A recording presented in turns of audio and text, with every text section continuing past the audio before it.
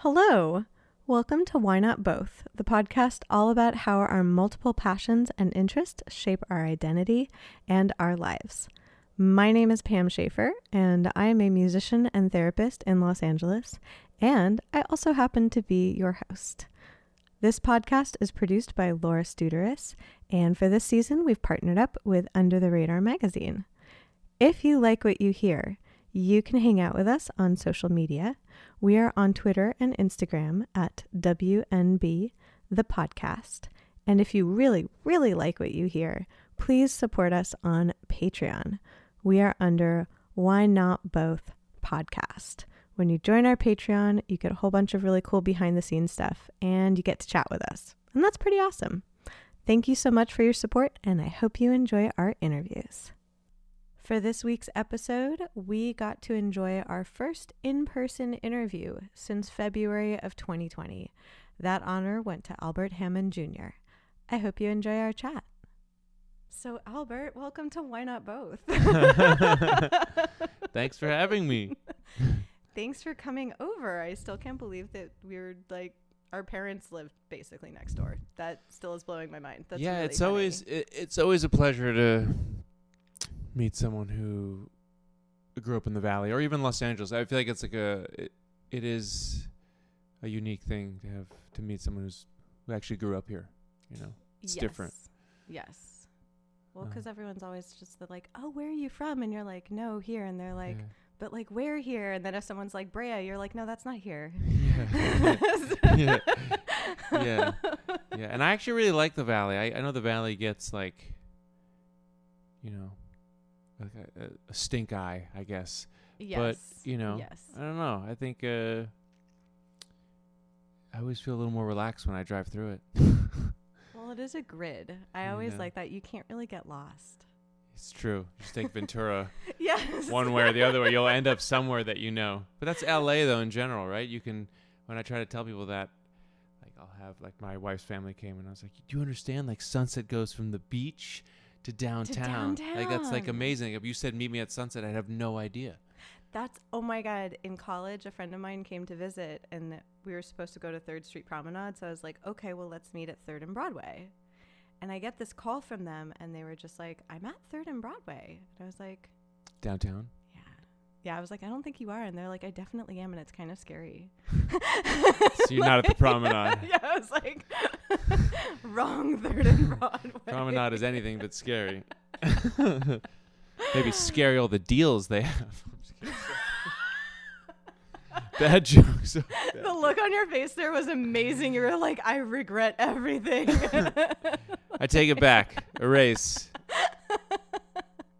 I'm fully committed to all my bad jokes. Oh my God. Well, you gotta have good dad jokes. Oh yeah, I'm a father now, so.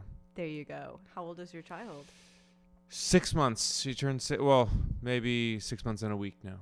Wow. Yeah. Congratulations. Yeah, it's really starting to amp. Like before it'd be like 3 or 4 weeks and you'd notice a change, and now every week you really start to notice a change. Like, she's different from when she turned 6 months, and I imagine next week she'll be, you know. She said Dada today. I was changing her diaper. I picked her up, looked in the mirror, and she was like, Dada. Oh!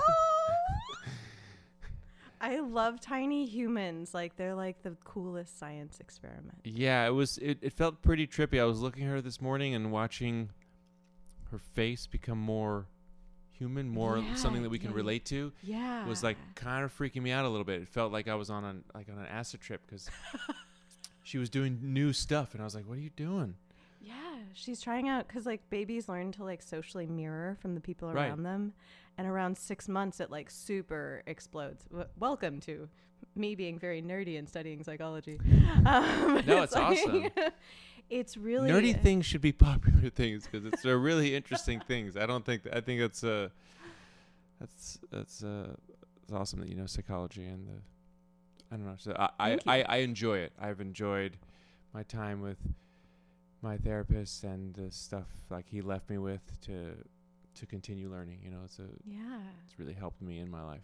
I was going to say, especially as a parent and in relation to, I'm guessing also like your wife, it's really good to have interpersonal skills when you're making a tiny human. Oh my God. Like, Yeah, your whole, I mean, everything. It's pretty funny, just the life cycle. So when you get to having a child, I don't know.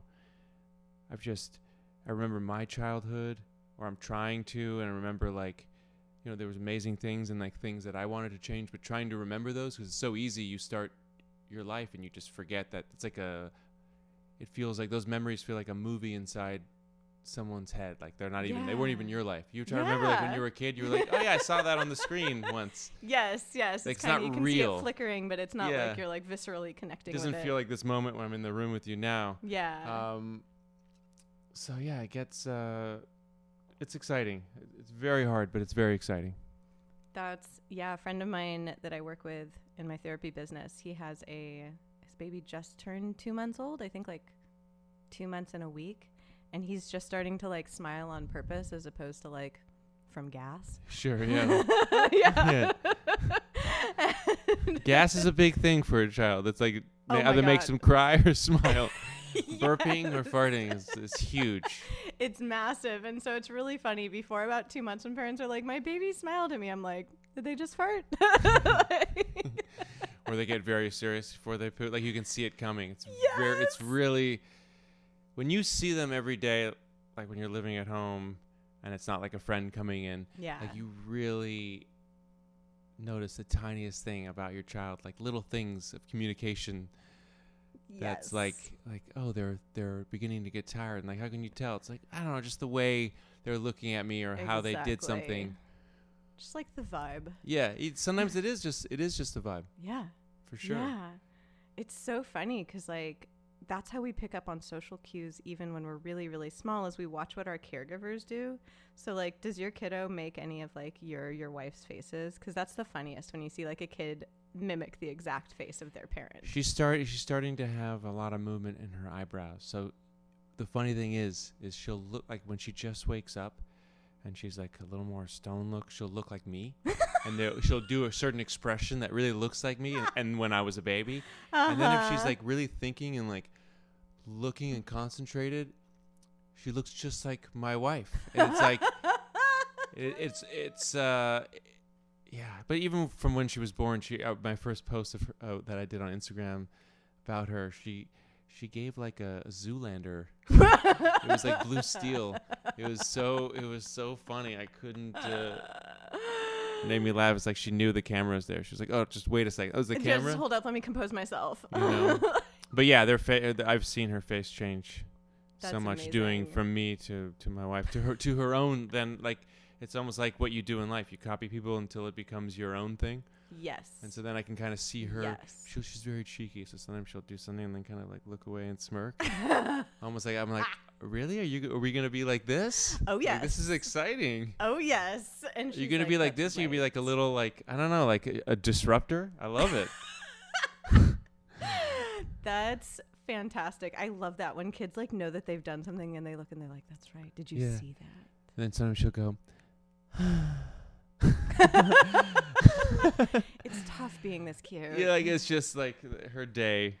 It's rough. Yeah. You know, the life of like eating and smiling and pooping and sleeping, and it's a tough regimen. For sure. I bathe her every day. I'm the bather. There you go. That's my job. Guy. Yeah. My dad was the bath time guy. You know, I love it. And she's so used to it. So it's like when I'm not there, she's kind of like, my wife says, she looks like, what's happening? Yeah. It's like, why are you the bath time guy? Yeah. I don't know if I trust you. Yeah. This isn't your job. And I can imagine, especially in these circumstances, like, I know that you said that you moved back to LA. Like, have your parents been helping out with the kiddo? Because otherwise we've been a little isolated. Yeah. I mean, isolation is definitely, it's been tough. A bunch of friends have had babies, and like normally family would fly in or help out. And so it's been, it hasn't. Now people are coming in and helping, and I think more people will come as it gets older. But at first it was like, first 3 months, I still kind of have a slight PTSD about it. People ask me if I'm going to have more kids, and I say a strong no. Like, that was like, it's so amazing and I love her, but I'm still a little broken from the whole part of it. And that's just me. I can only Oh, imagine yeah. my wife, who does a lot more work than me.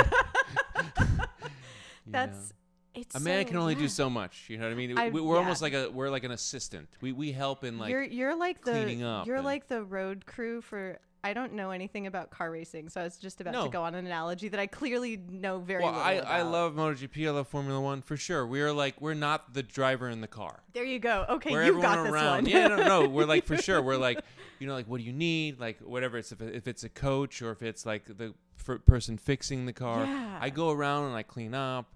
Or I make sure like the milk's ready, but like the person who's going has to because it's breastfeeding. It's just going to be her. Exactly. I can't do that. No, you can't substitute lactate. That's or just even there's just a connection. She was inside of her for 9 months, so there's nothing that will substitute that. The baby just understands that. Well, it's a hormonal bond too. Even for like, I think it's almost 2 years postpartum that it's like you do have like a hormonal bond with the baby, like whoever birthed the baby. For sure. And so that's why it's like, even if you're like barely, say you're asleep and the baby barely makes a move, that's why you wake up. No, she can feel a letdown in her breast when it's time for the baby to eat. Exactly. Whereas like I'm more connected to her now at 6 months. At the beginning, of course, I loved her, but she was just a stranger in the house. A tiny little raisin. Well, I just like doing their thing. some people love to say like the moment it happened, it changed my life. Like the moment it happened was intense. Yeah. But my life, I feel like, is changing over time. Like at first, it was just like, I don't know. It was not. I feel like it's okay to not have it be romantic or poetry. It was exactly. It was a mess, and I was more connected to than my dog that I had than the baby. I was like, I'm sorry she came into our lives. I apologize. And I would hold her. I'd be like, I don't know who that is either. Right. And she's wanting your mother's attention, and I'm sorry. Honestly, I didn't know how to divide love. I was like, I would cry at night. Oh, because you were like, how do I give attention to all of the? Oh no. Yeah. I was like, I didn't want her to feel like she was being neglected. Oh. And there's no way to explain to a dog's their dog. Yeah, and who knows? I was probably giving her human feelings that she might not have had. Oh. We like to humanize everything when they might not be thinking those thoughts. Well, and sometimes our pets are like reflections of what we're feeling. So sure. If we're feeling like, oh my God, how do I spread the love? I'm anxious. We're just projecting onto them and like looking back. It's like a mirror. Yes. We have to do that to be able to see ourselves. If not, that makes sense. Yeah. Yeah. That's why my therapist was like, oh, you don't like that about someone? That's because you have that inside of you. And I was like, how dare you? You're like, how dare I will double down on disliking the thing. Oh my God, that was a hard thing to realize. Oh yeah, that was, my partner pointed out that like I hate it when people micromanage me, and oops. That's all I'm gonna say about that is. I know, but that's a fascinating fact about life. It makes you feel like there's a lot more grays and people need to like speak about it, because then we can. I don't know. It's not so black and white.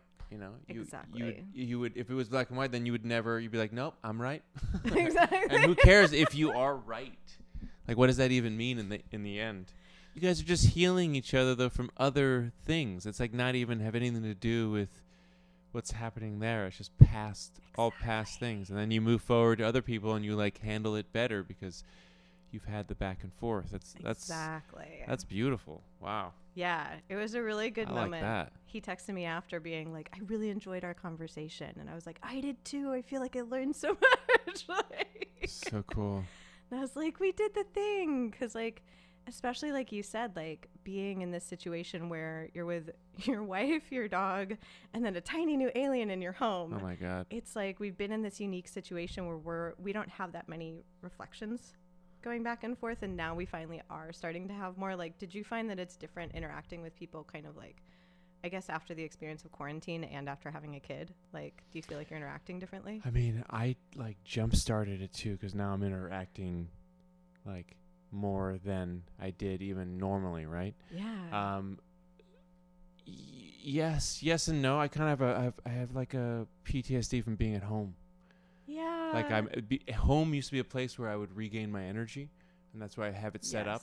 So I come home, I regain, and I can go out into the world and do what I need to do. And now it's almost like I need to go out to gain a little energy because a home can be a little draining if I'm just stuck there. I was like stuck there for too long. My mom lived with me for the entire 14 months of quarantine. Oh my. Yeah. Oh. Yeah, it was very intense. Let's not even go there. I just wanted to mention it. So it gave perspective of, don't get me wrong. It's always so hard to speak in today's time because I know other people have it way harder. So I'm not saying it in any way like, oh, woe is me. I'm just merely sharing. Yes. These are all just thoughts. These are all thoughts that we're having. Oh my God. Now there's someone watering outside. Uh-oh. Like, I'm so glad that we came back inside. Yeah, you see, that would have been bad.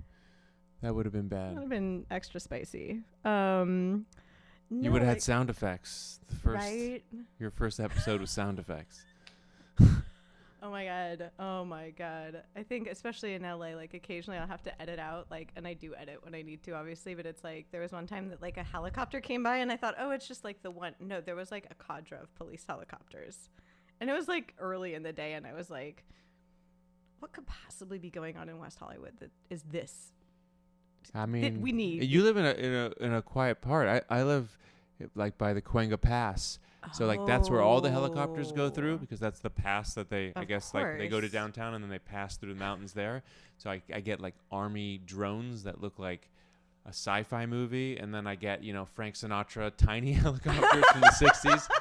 And then I get like, rich people going, I don't know. Like Van Nuys Airport. Cause sure, yeah. A lot of rich people like low key fly in and out of there. No, for sure. And But they take a helicopter from somewhere else. Like maybe they live in Brentwood, so they go to Santa Monica, take a helicopter to Van Nuys and then fly. Yeah. I just feel like just drive to Van Nuys. Just do it. Just drive to Burbank like the rest of us. If you're flying private, that's enough enjoyment, I think, right there. Just chill out with a helicopter. You don't need to. You don't need to. But so sometimes it's not loud, and sometimes I know what you mean. It just gets like, what's happening? How are they making this much noise? And what could this possibly be solving with this much noise? Yeah, I don't know. Like, especially, someone told me that like the police helicopters are so they can inform people on the ground of like what they see someone doing. But I'm like, if there is, say, like, an evildoer, they might hear the helicopters and like know how to stay away from them because they're freaking loud. Yeah, wouldn't you like then know how to evade the people on the ground? I would say to that, just be happy you don't live by the Rampart Division, which is like, you would hear it just every morning. I mean, oh my God! Do you imagine the amount of helicopters that take off and land there? Or I just saw one by Toluca Lake. I was driving somewhere. Oh, to the Dodger game. I took my daughter to the Dodger game. And they closed the ramps because someone had done something and like was running around Toluca Lake, and so they had like so many police cars and the chopper doing like really close to the ground. Tight circles. I was very impressed actually at their organizational skills.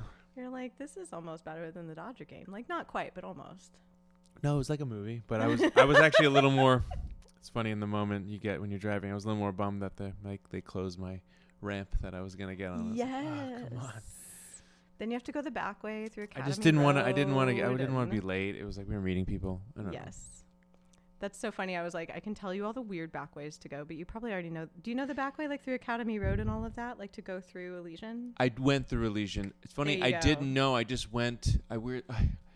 A friend of mine was editing a movie, and his editor lives behind Dodger Stadium, and so I went there, and I was like, oh, this park is so cool. There was like kids parties, and then I saw that there was an entrance to Dodger Stadium there. Yeah, there's a few. There was one. Everyone was waiting to make a left off the there's like freeway, and so I made a right into the park and then a left. And then a left because Academy meets like Stadium. And it was quicker. Yeah. Because then like if you go up behind, that's where like kind of like Park Drive and all of like kind of like Elysian Heights are like. You might know better than me though, because I went to one baseball game as a kid.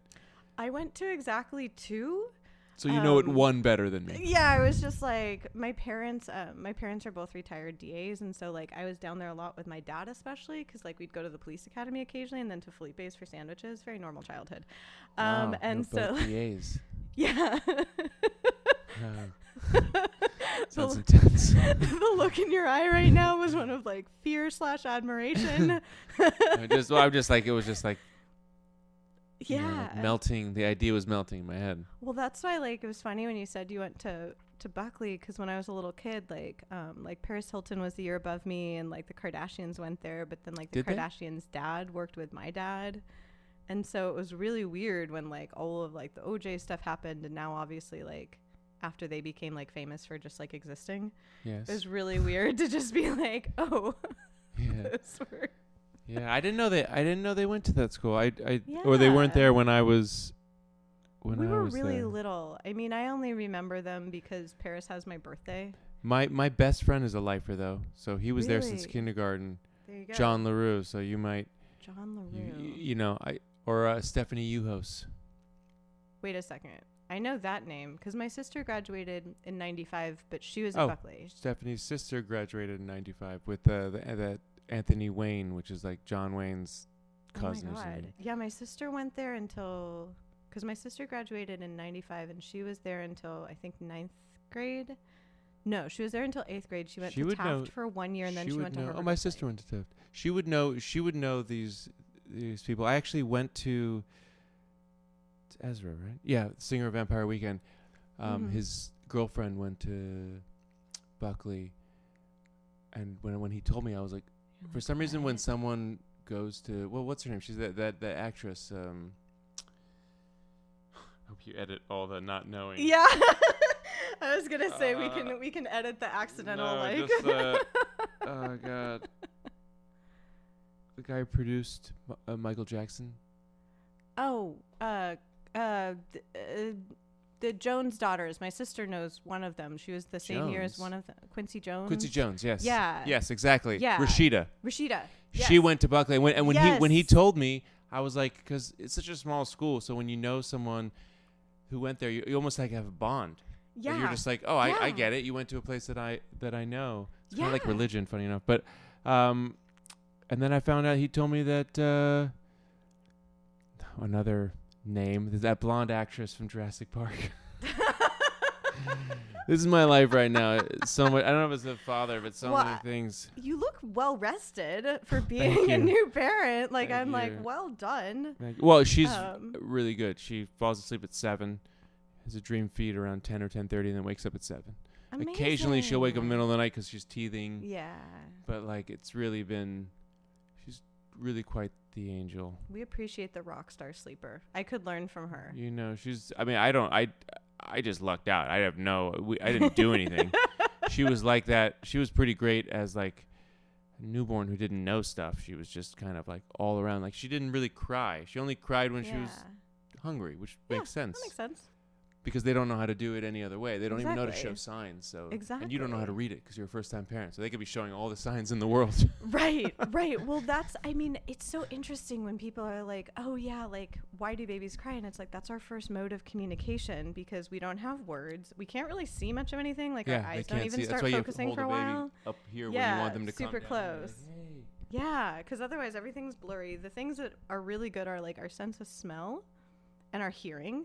But we can't express that we can like smell or hear stuff correctly. And they don't really know yet at the beginning like how to get the milk out either. So it's like it's a whole no one tells you that. It's a whole thing, like latching and like breastfeeding. It doesn't just specialist. I know, but in a movie it's like she's born and it just starts drinking milk, and that's oh yeah. I wish it was that easy. I roll my eyes just from having worked with families where like same thing where they're just like, it looked so easy. I'm like, I'm so sorry. Like, it will happen. No, it does, but it's just I can understand. I saw it's scary for the mother because they feel the need to feed. Yeah, and then they feel like they're doing something wrong. Exactly. And so and if no one's telling you like it's okay, like it's normal, like they don't need much or they survive with like it's like a normal process. That's why they dip in weight and then come back. And then they come back to their birth weight. No, I totally get. I lived in it. Just even though the milk supply we have frozen is like probably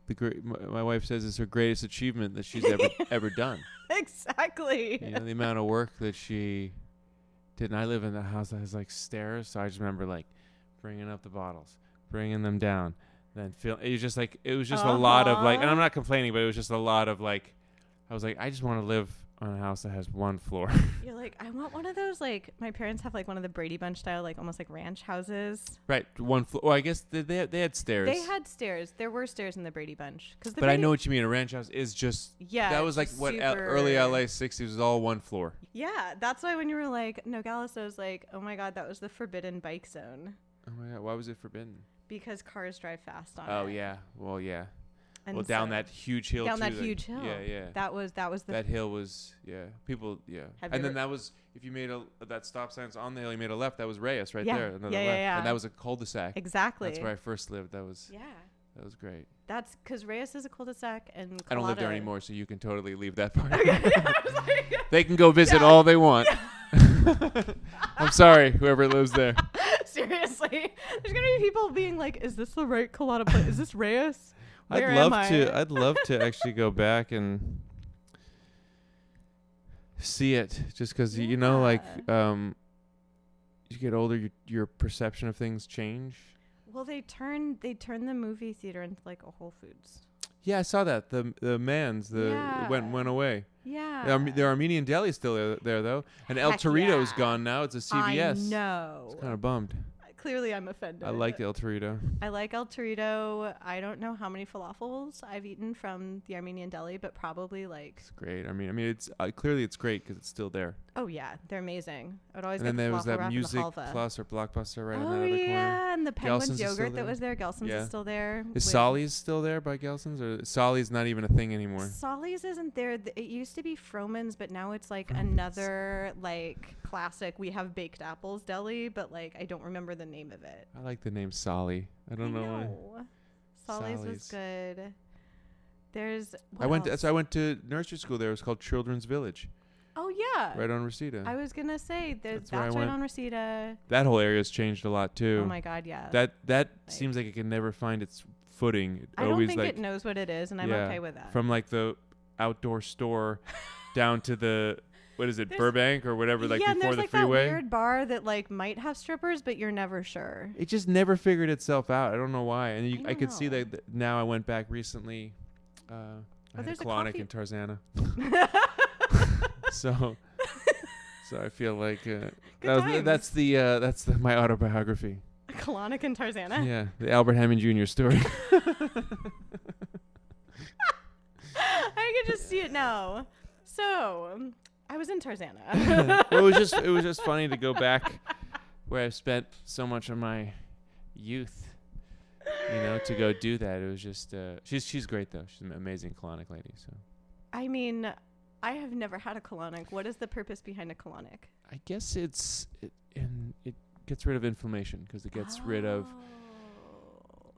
toxins and gas. Kind of shows you maybe what's not working within your system.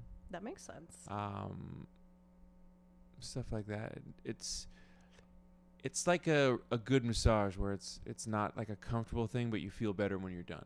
That's like you never like start a massage. You're just like, oh my God, it's like work. I also do like sauna and ice baths. Yes. Like once a week, which I love. 15 minutes of heat and 3 minutes of ice, and it's like as much as I love it, it's work. It's mentally, but when you're done, you feel a great sense of relief. Exactly.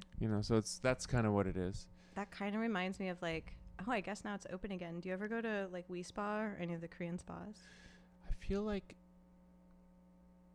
Why does We Spa sound so familiar? Because it's heaven on earth. Like one, they do have like hot pools there and saunas and whatnot. But like what I specifically want to go back and get is a scrub because the way that they scrub you is kind of like the way that I can withstand this is essentially you just imagine you are a car in a car wash and they are just scraping bird poop off of you. Like literally you are naked on a table and there is a woman just literally scrubbing your body to the point that literally it looks like eraser shavings are coming off of you. Yeah. And you're just like, if you actually stop to think about it, you're like, this is disturbing. Yeah, and so you have to like go into this place of just like, all right, like I am being tended to. But when it's done, you feel brand new. Oh my God. Like, yeah, even circulation is different, like not even the skin, like all of a sudden, like your blood, you like euphoric in your brain from, yes. I mean, that happens in just when they do cranial massage. Yeah, cranial massage. 30 minutes would make you feel like you took ecstasy. That's exactly like literally every time I get up from it, I'm like, whoo. Like, I know there's a lot of great natural ways, and it's healthy for your body. Exactly. That's kind of the same thing with the colonic. It ends up blood flow goes down. It just changes. Exactly. But like anything, you can do something too much because right. it helps one thing, and so you start using it, and then so there's that where someone might get negative. They'll say that, but you don't have to overdo. You can do things within, there's a compromise. Exactly. Like, because you don't want to get a scrub every day. Like, you it wouldn't help your skin. It would start your body would start like irritating your skin. You'd start reacting to it weird, and like you're like, now you're just hurting me. You're bleeding. Exactly. You're like, can you not? We care, not at We Spa. I don't want to get like banned from We Spa though, so I feel like they don't actually do that. I'm just saying that. No, the woman, it was so funny because I remember the last time I went, I was like, okay, I'll be back next month. And she just looks at me and she goes, 2 weeks. I was like, what? Okay. I was like, I know I have. And then it was quarantine and you never I haven't gone back. So poor lady, I'm going to encounter her again and she's just going to be like, oh God, it's this woman. It's good. Well, it was interesting that you said that you were like, other people have had it worse. I think that everyone has had their own like weird experience. And so I'm never going to be like, oh, I'm going to invalidate your experience because someone's was worse. Because it's like everyone has had a story about this time. Sure. I get worried in the times where like people listen to things and their judgment on you is maybe I shouldn't worry about it because then it makes you not a human being either. It's just so hard to be like, I can showcase like frustrations or feelings where I felt overwhelmed, and you're like, and I had it well in many regards too. You know what I mean? So it's like, but I'm trying to, since I don't really think about it daily, because when I talk to people, it's not being played for other people, so it's just the conversations in the moment. So I start to think like, oh, do you not say anything then because you've had good stuff, and so it's like you can't complain. But then it's like you can still feel pain, right? Like my dog passed away, like broke my heart. Oh. It can't, it's like, do you not share that because I'm lucky and I'm in a successful band? Yeah. You know what I mean? I just feels like there's got to be everyone. I feel like emotions are universal, and so it really should bond us as opposed to pushing us away from each other, regardless of what positives have been in that person's life. Exactly. It's a mixture of, everything. Because, even people who are in more dire circumstances had good things happen, and even people in good circumstances had tragic things happen. Yeah. So and I feel like that creates your empathy, though, too, is expressing both sides and understanding, and then you, can put yourself in other people's shoes. And also life is a weird place where I've noticed it when you want things to stop because of how you're feeling and it just keeps going. It's like sometimes you want to feel you have empathy for someone far away and you're trying to figure something out, and then life just keeps going and it goes away for a bit. You just can't be in every spot. Well, I was thinking about that in context of, I was talking to another person about especially about climate discussions, that it's so hard to hold that idea of even the whole planet or how it affects other people potentially very far away from us on the planet versus how it would affect us individually, because that means we have to somehow empathize with billions of people. And it's hard to do that, not because we wish them ill, but just it's hard to have space to imagine. Our mind can't imagine it. Yeah, it's to hold that. And that's why I think so many people then either shut down or they're like, oh, there's nothing we can do, because trying to hold space for that is very difficult. Hence back to our social media thing is I prefer in my local community and surroundings to try to do the most I can. So I could carry around and finish 4 plastic bottles a day, or bring this and fill up a thing. Yeah. And it's so that's a little part of it, because for sure it gets overwhelming. I mean, and the older you get, it feels you have to work really hard to not make it feel hopeless. Yes. The younger, you just feels like, no way, everything's going to be great. And then the older, you're like, oh man, this is bad. We're in some shit. Is it the end now? And then I'm starting to feel like I can't think that way, because there must have been, I look back in history, it must have been moments where everyone felt that. And it's also, I don't know, it's a fine balance, because everything does come to an end. that's the thing is I Sorry, guys. No, I think it's an important conversation to have, because to deny that we're in the midst of like a huge transformation would be to do a disservice to the huge transformation we're in the middle of. But it's also a balance of like to not be fatalistic necessarily about endings. Yeah, don't make it feel right. Big transformation, but don't make it feel hopeless, because then nothing will happen. Right. Then it'll be the end, because it seems to be the way that things work is that there's an end, so then something else happens. Right. We don't know what the something else is yet. And that's what leaves people, that uncertainty leaves people with great fear. Yeah. Yeah. But that's life in general, right? You're just like, what makes it so exciting is that we don't know what's going to come tomorrow. Exactly. And that could be really positive or really bad. But exactly. But that's what being alive is, and that's what anxiety is, and you have to learn how to live with it, because anxiety is being alive. And exactly. For sure. And everyone's trying to erase all anxiety, which is impossible, because if you did, you wouldn't even be alive anymore. Exactly, because it's weird as humans that like when you said that we like kind of interpolate our feelings onto dogs, it's like we're one of the only species that has the prefrontal cortex, the part of our brain that like does future plan and also has metacognition, like we think about how we think. Right. Wow. But that's what causes anxiety. Right. Too much, of course. That's for sure. You always bring yourself more in the moment. If you think too far forward, God, when I think that, I'm like, what am I gonna do when I'm 70? And am I like gonna have the strength to be able to like work, or like you just start worrying about it now. It's just insane. Yeah. Like I was thinking about that I accidentally missed career day at my school. You were like going back. You're like, oh no. Yeah, I was just like, oh man, like thinking about future anxiety. And I remember I forgot that it was career day. Like I literally forgot. Which is just so very on brand. Forgot to even plan for it. And there weren't classes, and so I was like, oh yeah, we were supposed to be visiting people that like do the things that we want to do in the future.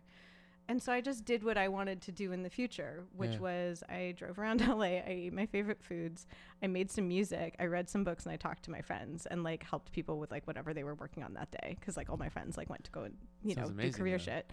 And I was just like, oh yeah, this is what I want to do, and that's what I grew up to do. That's what I do. I was like so maybe you didn't forget career day. I kind of low-key didn't forget career day. Maybe I just like launched my career that day. I was like, and I thought about that because it always gave me anxiety to think about, well, what am I going to do in the future? Like it seemed so, I didn't understand how to get from where I was to like what I perceived like adults doing necessarily. Yes. Like there seemed this gulf that I still don't know. And I'm 41. Yeah, exactly. I feel like I'm like, any day now. One of these days, I'll know what people do at offices. I have no idea. The anxiety doesn't go away either with like doing stuff or figuring stuff out. It doesn't like change. I remember like being, if anything, it's weirdly more because when you're younger, there's this like, I don't know, everything feels possible and there's like so much time. Yeah, there's like an expanse of time in front of you. Yeah, whereas now it just feels like, okay, I got limited time. I got to focus on what I want to do. Like, and then like, how do I divide this pie out? I want to hang out with friends. I need to be with my child. I have work stuff to do. I want to create. I need alone time. I got to be with my wife. Yes. I need to develop other skills. And you're just like, and I have 9 TV shows I haven't seen. I finally over Quar, I watched What We Do in the Shadows, and I have no regrets. I love that show so much. That's amazing. Why would you? That show. Was it Stephen Barry? Is that his name? He did the show called Toast of London. Oh my God. It might be one of my. You should watch it if you have. I'm giving you another show. I was like, Albert, I already have a show. I have a show. One. Toast of London. No, it's Matt Berry. His name is Matt Berry. He writes music too. He did the theme song to Toast of London, which is an amazing song. But that show, Toast, I think it's called Toast, or maybe it's Toast of London. It's on Netflix. Is so cool and weird, and he's so funny, and it really takes a second to get into it because at first you don't know what's happening. Yeah, but it's so. When you do it, it builds on itself where it has magical moments where you're like, I was just like crying, laughing. Another show like that was Mr. In Between, this Australian show. Oh my God! Now I've shared with some friends, and it's like, 3 shows? but that's like a darker show. But it's so peaceful in its telling. It like doesn't try, and it tells so much. There's no show like that where like so much happens and you feel so much with the character and you grow with him, but they're like, it's still, it's not like you don't feel like we got to go here, we got to do that. You're just like watching real, it almost feels like real life. Like you're just watching real life, which is kind of mundane real life. It doesn't, usually you're just in a car going somewhere. It's not like. Right. But know. it's someone else's mundane life. Yes. And he's a fascinating fish out of water that you shouldn't like because he's like a violent man, but it like, what is it? The Gobi in between? Mr. In Between. Mr. In Between. That's on Hulu. Okay. I don't get paid by any of these people, by the way. I'm just giving factual information. There's something very calming about like, especially when we're kind of trapped in our own lives in this like eternal recurrence thing, like watching other people's lives. Yeah, it's comfort for sure. Yeah, I watch really this stuff and it feels like I get, when it's over and they've stopped making it or the season's over, I have like a withdrawal from it. Yeah. Like, oh, I can't hang out with you guys anymore. But I was so curious what was going to happen next. That's why I'll sometimes leave, like, I'm always in the midst of reading multiple books. And it's because, especially when I get to the end, I tend to leave the last maybe like 10 pages for quite a while because I don't want to leave the universe of the book. Yeah, I can understand that. Like, it's pretty, yeah. I mean, that's, when that happens, though, I think that's pretty beautiful. It means that the book or movie or show was, affected you.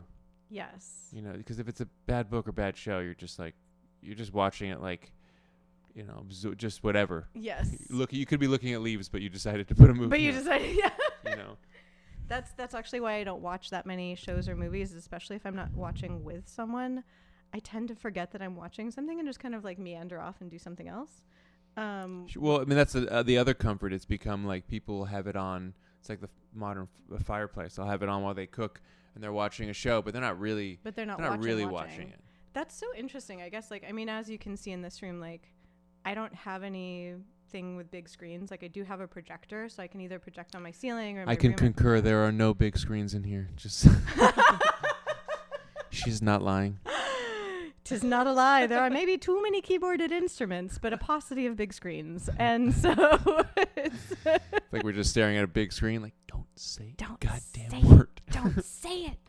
And then I was like, the other room is my bedroom, but that's where like my library is. Like that's where like my bookshelves are. And so it's like, I don't tend to, if I have something on ambiently, I guess I'll tend to either listen to music while I'm doing something else or I'll listen to a podcast. But I find if like there's a screen that's playing on something, it's just distracting enough that I'll want to look at it. But unless it's really compelling, then I'm annoyed that I'm not engaged by it. Yeah, I don't, my distraction is definitely more with music. Like putting it on if I'm doing something like. Oh, do you get lost like in the sound? Well, no, I'm just saying if I'm on a like prep cooking. Yeah. And it's kind of like, if you put on some music, you can zone out and it doesn't, but I wouldn't want to put on a show because I'd be like, I can't watch and prep. I just exactly, and then I don't want to just watch something that I'm not paying attention to. Yeah, I agree with that. It feels like a waste. Yeah, it feels like I either want to be like I'm not enjoying either of the things. Bingo! It's that I'm not actually present for either activity. Yeah, it's just like wow, I just made it worse, to be honest. I just chopped 7 bell peppers for no reason and don't know what any of the plot points were. Exactly, exactly, and I'm starving. That's when you were talking about like dividing up your time. I was thinking about that, in regards to like, have you guys actually been able to like record music during this time? Like, are the other, because I mean, that's why I even presupposed that you were from New York, which was my bad. Well, I've lived there almost my entire adult life. I moved there from when I was 18 and moved back here when I was not 18. 39. Yeah. So I mean, it's a pretty long time to live. And my whole adult life was Manhattan and then upstate for like 2 years. Yeah, we've been able to get together. It's been, strange because the album came out a month after the pandemic happened. So the whole, 12, 18 months of touring went away, and we had a bunch of plans. But we were able to do Saturday Night Live and film a video on Halloween. Hey. And then we went around, and I think we got together. I forget which month we got together and did some demos like twice in this time. It was harder being that half the bands in LA, half the bands in New York. So there was like you had to fly the other half out, and there was all so much protocol. Yeah. So tired of protocol. So much protocol. Tired of Zoom, tired of protocol. Well, because it just takes the life out of life. So it's like at first it's fine because you feel like you don't know and you understand. Yeah. And then it just goes on where you're just like, well, I don't I can't live like this. So I feel similarly where I was just chatting with my producer because she actually does like travel and music journalism. And then during this time, obviously, like she worked a lot on the podcast with me because like she stayed at her mom's house because normally she doesn't even rent a place because she's usually traveling so much. Right, of course, yeah. But like she was stationary for the longest time that she's been in her adult life. And so thankfully this podcast was like the thing that she did that at least like we joked, we were like, we need to do the podcast to keep Laura sane. Also to keep Pam sane, speaking for myself, but it's like, like it was at least like a mainstay of like, at least we're doing this. But now she's like started traveling again. Like she just covered like the Pitchfork Festival. And like, I think she's going to Life is Beautiful, like doing concert photography. It's been rough for people like that though, travel. Oh my God. Yeah. She's used to, much like you were saying about touring, she's used to being on the road. But that's the last thing that's come back is music and people involved around music. Yes. Yeah. It's the last thing it's like the last part of the puzzle because people have been making movies. There's been sports. Fine, no one's in the arena, but they've been doing their stuff. Been sporting as one. I'm saying they're working. Yeah, it's very different to not be working at all. That's the thing, and it's like now at least like some of the music stuff is coming back, but I worry about like I mean obviously Laura now is doing concert photography, but it's like at every step of the way it's like flying and getting tested all the time, and of course like masking and distancing and like all the stuff that you have to do. And I'm so grateful that she can at least do her job again. But I think about things like all of the lighting techs, all of the sound techs, all the people that like so many jobs that like I think it'll stop sooner than later just because you start it like that so you can start doing it, and you have to start letting go of certain things and seeing what happens. There's only so much you can do.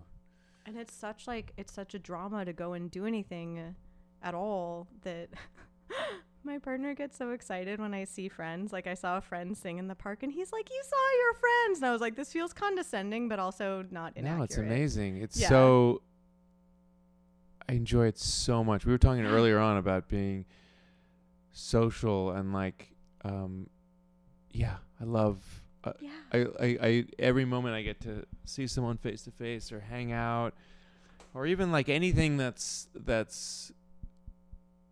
more normal, even the boring part of it of like traveling or waiting, like I try to enjoy it because it's really like it's pretty special that we get to do it at all, so it's not that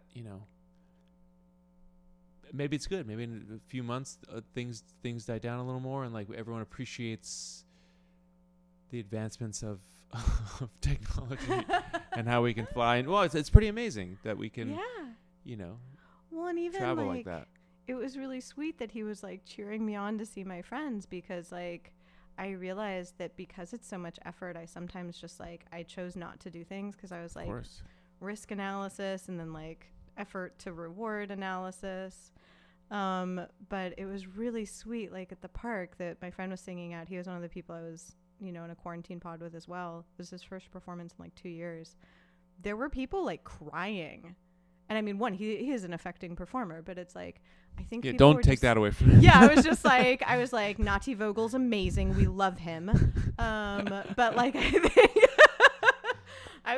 think it was like 90% that Nati's amazing and 10% that people were just so grateful to like be outside listening to live music. Being together. That's what we want to do though. That's naturally we want to hang out with other people. Yeah. We feel very isolated and kind of broken, and then kind of weird. Bad stuff starts happening in our brain chemistry, and things go awry. Terribly awry. I think that when people have been talking about, should we be seeing other people right now and what are the safety things, I always advise people to like weigh what your risk is, but also like the mental health risk at this point, where it's like it's better to maybe like if you feel comfortable see someone masked outside to at the very least see another person, because a lot of times if you're that anxious, probably there's other mental health stuff going on too. Sure. Also, maybe that's very anxious. I'm seeing someone outside. Yeah. It's pretty safe. You know what I mean? It's not. Yeah. It's not like. Oh yeah, that's. You know, I feel like. Yes. And it's outdoors in the sun. I mean that. Yeah. It's a bummer to have people be afraid of like. Yeah. It's fine if you don't want to go to a bar or something like that. But like meeting Yeah. outside is. Some people are really, and I could understand it where it's like, a lot of times. I mean, well, when we make decisions, it's based partially on logic, but also on our feelings. And even if Sure. you logically know that something's okay, your feelings might be really loud and be like, no, this is not okay. No, I know. But that's, of course. Of course. But then that's when that happens regardless. Anytime I do something new, I'm always pushing through those feelings. Like half me is like, don't do that. Just don't do that. You know, like it's like learning surfing. It's like, you don't need to go in the water. It's fine. And you're like, but I want to. It's like, yeah, but it's water and you're going to go in there and you're like, yeah, I shouldn't go in the water. You know what I mean? So you're going to get all wet in there. Yeah, then you got to dry off the sand. But then when you're done, you're always like, so you have to feel how you feel like when you're done. 'Cause a lot of times you have to push through those barriers. Yes. And then you could try it and be like, nah, you know what? I didn't feel happy. Then fine. But like a lot, you wouldn't do a lot of things that could make you very happy if you listen. That voice just sometimes is not your friend. You know? Yeah, feelings are basically, they're really good information, but they're not necessarily instructions. Yeah, and they're constantly changing. Like they're not set in stone. They'll change completely, and they'll be like, God, lovely. You're not going in the water? Like, what's wrong with you? And then it switches. You're like, what? Now you're giving me grief about it? Like, leave me alone. Let me go surfing. You told me not to go. It was your fault. Oh, man. Oh, my God. So it sounds like in this amount of time, I'm like, okay, you picked up surfing. You were able to make a video and do SNL. You have a wine company. I'm like, you have a child. You definitely fit in the why not both schema of the doing of the things. Yeah, I mean, the child is just, nature. But the drink was, well, I mean, I guess it became a wine seltzer, right? A wine seltzer, yes. So like, but the journey of it has kind of been 4 years in the making, was more, I really never thought I'd get to this point where like I have something canned and I'm selling it. I mean, it's amazing. I wanted to, but I just had this idea of I had like an Aperol Spritz in Milan with my friend before I was going to a MotoGP race. Mm-hmm. And I don't know if there was just like it's a different vibe in Europe when you hang out with friends in bars than there is in America. I can't really explain it, but there was just something so euphoric about it. I'd never had that drink, and I was like, oh, so refreshing, and it lingered in my mind. And then sometime later, I was lucky enough to go to Monaco Formula One with my wife.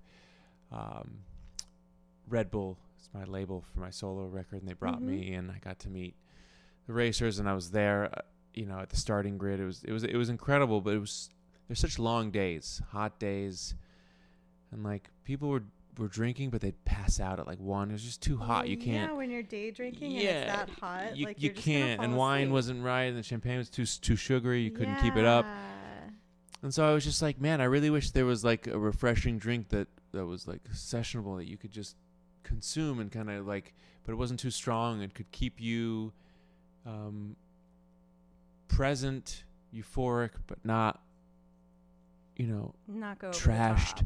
Yeah. And I was just like, kept thinking of this idea, and so it kind of grew, and I started thinking of flavors from basically like my childhood. I grew up with my parents' best friends were Japanese, so I had Japanese food since I think it was my first food. Actually, that was one of my first foods too. Yeah, well, I mean, LA here, it was budding, and so like I grew up with that. So much so that we would have shabu shabu for like Thanksgiving, or like, or Yoshinabe would be like my like chicken noodle soup kind of vibe. Mm-hmm.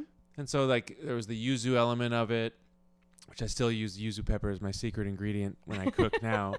And then my mom's from Argentina, and there was like mate. And so I started thinking of all these, and ginger just seems like good in general for refreshing and stomach, right? Yes. And I tried it like 3 or 4 different times. I tried it in Europe. It's an Austrian company. It didn't work out. I tried it here in California, and it didn't work out. made blends, made stuff, but like nothing was right. Nothing was exciting. Like, oh, here, try this drink. The idea was more exciting. And this whole time I was doing the artwork too with a friend of mine, Lizzie, who I've done album artwork with. And kind of like as we've created this logo that just perfectly reflected a more middle ground for these kind of drinks. And we hadn't jumped in the wine seltzer yet, the name, but because a lot of seltzers in general live like more of like a feminine category of like a bachelor party, or like what am I thinking of, like a babe, like, you know, they have balloons and they're like, I've always wondered about that like seltzers are categorized as like feminine and drinks? to me, what I was trying to create is I thought I could be an alternative to beer. So that was my excitement, is I was trying to create something that was lighter, but it lived in the same alcohol frame, but had less sugar in the palate, you know, like so the white wine seltzer is like, it kind of cleans itself. So if you're having on your fourth one, the flavor doesn't get stuck where you don't want it. The rosé, it's hard for it not to, because rosé is naturally sweeter, so it's going to do that. Even though I have a friend of mine who's invested in it, who's like addicted to it. He keeps drinking all the rosé. Like, we need to sell some. But so the artwork came. I met this guy Ben Parsons, who's a year ago, or a little more than like 13, 14 months now, and he loved the idea. And he had worked with this winery in Washington, and we went up, and this guy McKinley helped bring the flavors together. We spent 2 days while my wife was pregnant. We were up there, spent 2 days creating this world, this universe. That's so cool. Yeah, and it was amazing. And then we had to like make cans for investors, and I did this whole thing. But what I was saying about the wine seltzers, by the end, it was like, here, spritz isn't a normal thing, and I hate spritzer. I just don't like the word spritzer. It bothers me. I was gonna say it's not an appetizing word. No, just spritzer. It sounds like, I don't know. It's just, and spritz in Europe is known, but here is not, and so they already paved the way. Whereas people were already calling it a seltzer because it was sparkling, without me saying anything. So I was like, why am I going to, as a small startup, why am I going to try to why would you confuse people? Redo the word? If anything, this is an ultra premium. This is the higher end of what you know of seltzers. So if anything, they paved the way. Sorry guys, for a, you know, a different, it's sugar, fermented sugar alcohol. So it's just like it would be considered lower end, and what it's cheaper. What? How do you say it? I'm not trying to put them down. It's just like factual. Well, because I was wondering, like, what sugar did you use for it, and when you no sugar. Oh, okay. There's no sugar in it. I was curious, like, I was like, okay, what's the base of it? And then I was thinking about, like, when you said spritzer, I was like, I guess it's kind of like, it's like the bocce ball of words. Yes. Yeah. Well, I guess what you do is you basically, you pick the wine and you do sparkling water. Okay. And that's the wine's cut. So that makes it go to 5% instead of 14. And then what we tried to do is most thing add those other seltzers add essence to sugar water. So we added flavors that we felt kind of like enhanced, like made the wine better. Like, for instance, if you just can the wine, it's never going to be as good as when it's in a bottle. Yeah, of course. Even if it's not good wine, it'll still be better in a bottle, right? Yeah. So to make it good out of the can, you make it sparkling, so it's more refreshing. Right. And it lowers the alcohol, and you bring out certain flavors that you feel like the wine has, and that makes it more sessionable and makes it refreshing, and like it makes it come alive. It makes the wine portable in a way. Yeah. I was literally thinking about, like, if you go to the Hollywood Bowl, you can actually bring this. For sure. I mean, I think my goal is to have it be sold at the Hollywood Bowl. Yes.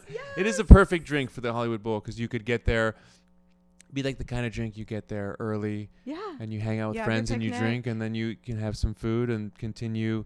And what's nice about the two flavors is that if you want to start out with something, the rosé has white peach, and so you can smell it when you open the can, when you pour it into a glass. The color is real. These other seltzers are all clear liquids. Right. These are like beautiful colors. It's a gold and like a rosé. color. So it just, you can start with something sweeter with the rosé. It's naturally just sweeter. It's rosé. Yeah. And the white peach. So, but you know, I wanted that. I wanted that side of the spectrum, and then the white's like drier and cuts more. Yeah. You know? And so like, Yeah. it's more acquired, weirdly enough, but when you do, it's like more powerful to me. I like flavors like that personally. Like I was excited because I got samples of both of them and I was going to try them yesterday, but I had such a chaotic day that I literally thought to myself, I was like, I don't want to associate something new and delicious with like the chaos of yesterday. Yeah, it makes sense. Yeah. Because at first I was like, oh, I could use it to like relax. Then I was like, nah, today was just so dumb. I was like, I want to actually try this on a day that's not dumb. I was going to tell you one thing is I'm glad you didn't have them, because now I can tell you the different ways too. Is try it out of the can, pour it into a glass, sip it, try taking bigger gulps, because it's really fun. The fizz is really fun for me. Like I enjoy, I mean, it depends how you like the fizzy in the back, but I enjoy like some bigger gulps. It's just like, it's just like fun. And also just like wait afterwards and watch like the palate just like clean itself is pretty. That sounds amazing. really cool. I mean, I wanted to chat so much about because it's like starting I feel like I'm starting a new band. Yeah. Hiring people that work with like, finding like, it really is like we're putting out our first record and I'm like finding I love that. players.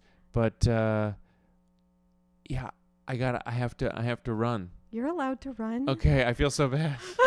No, because we were having such a good conversation. Yeah. I don't want to like. Well, I was like, we'll have to have you back on the podcast. Yeah, maybe we can do a quick thing after you've tried it. If you want to, like, we can go deeper that way, and there could be like part 2. You had it. Part 2. That sounds Part like the 2, the dramatic tasting. sequel to like Colonics and Tarzana. Yeah. Like, I'm drunk in You've West had it. Hollywood. Don't stop me. Don't stop me now. Thank you for being so generous with your time. No, thank you. I lost track of time too. I'm sorry. I'm running. Oh my God. I'm late everywhere. Same. Thank you again for listening to this episode of Why Not Both. If you liked what you heard, please make sure to like us and subscribe to us on your preferred podcast platform. You can also come hang out with us on social media. We are at WNB the podcast, both on Instagram and on Twitter. This season, we are brought to you by Under the Radar magazine. Under the Radar is a nationally distributed print, music, and entertainment magazine and website. You can find them at www.undertheradarmag.com and feel free to support them on Patreon. Extra special thanks to our producer, Laura Studeris, who is literally a rock star. Thanks again, and I look forward to seeing you next episode.